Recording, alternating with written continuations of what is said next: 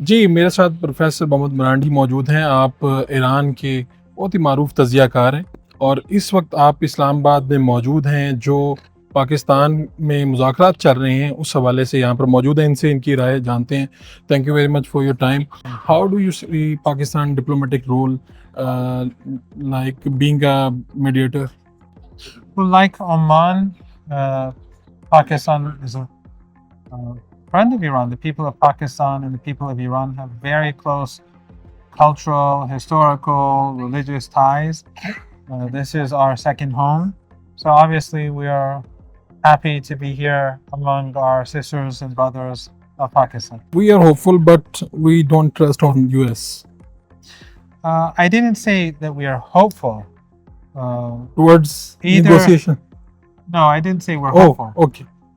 I said that progress depends on the United States.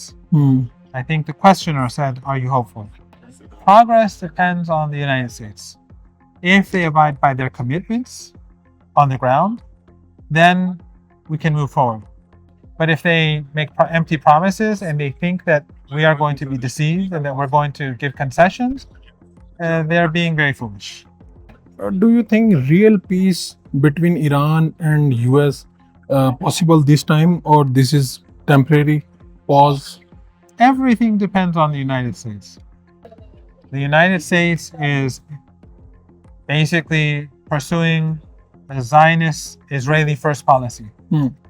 And Zionism is a ethno-supremacist ideology that is morally unacceptable and not legitimate.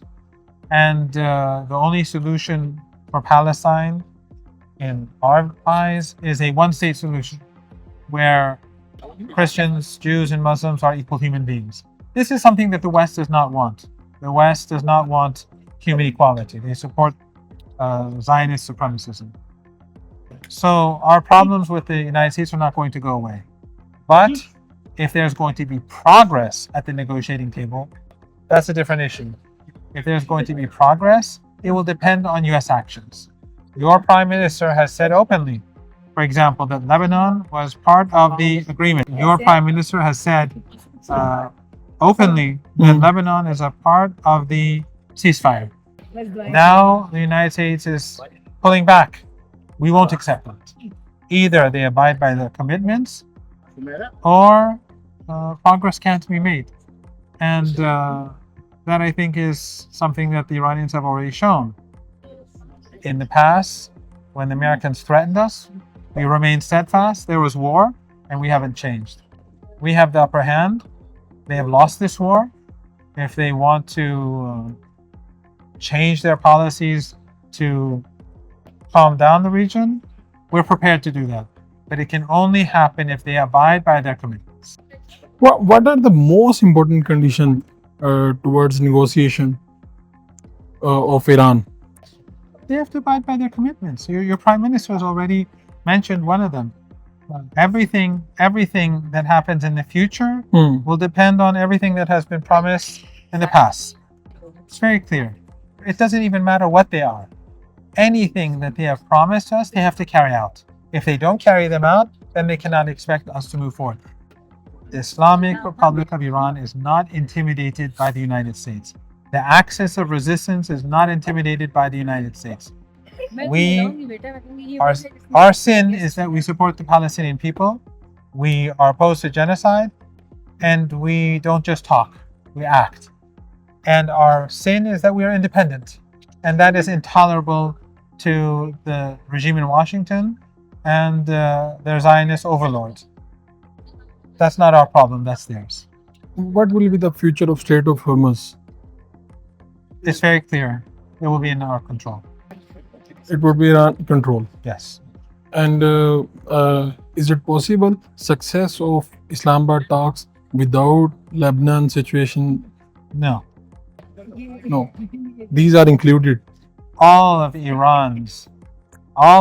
US commitments have to be fulfilled. Of course, the Lebanese Prime Minister has foolishly damaged his country by trying to allow the work to continue so that he would have direct negotiations with the Israeli regime, which I think is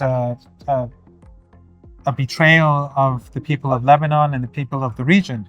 It's very odd that any person would do such a thing and purposefully hurt his own people and kill his own people. I've never seen that happen before, being so openly carried out. But in any case, the Americans have to abide by their commitments. Do you have any threats by Israel?